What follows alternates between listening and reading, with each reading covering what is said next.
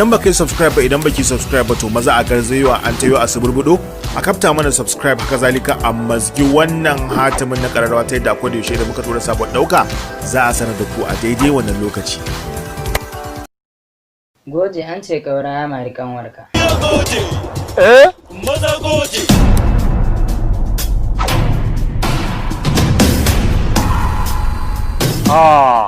Lalle wannan ya taro mat. Goje! Ga goje! Dodo goje! Ayya goje! Ina goje da kaura ya kore shi. Nan yayi. Kaura an ce goje ya fi ka zuwa farauta. To na idan shi, na rantse da Allah sai na cire mai. Goje an ce kai ma ka da budurwa. Ka gane? Ka rabu da ita. Idan muka je muka gama da shi, ita za mu da kanta. Ki tsimaye mu. Kina ji?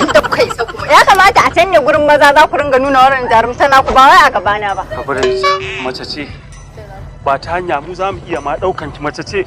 Jimina? Ba ta hanya ta wuce zo ki wuce. Oga amma ba. To ja. Tabbata ba ta. Amma fa oga wannan ta ci abinci. Shi da ya je da ki kanwata shi kuma ya mu zo mu daki yarinyarsa. Ai yawa ne ai. Ai idan namiji ya kai namiji. Shine zai je sa hannu a cikin namiji.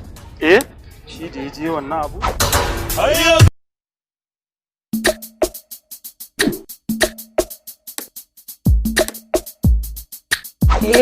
Kin ci farin suna, kin sace raina, wayo zai tona, ta barno kanwar Hauwa.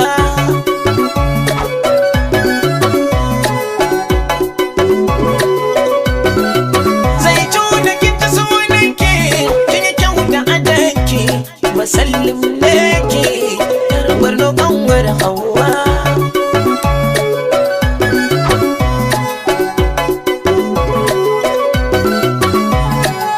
Wata rana ne ina tafiya ta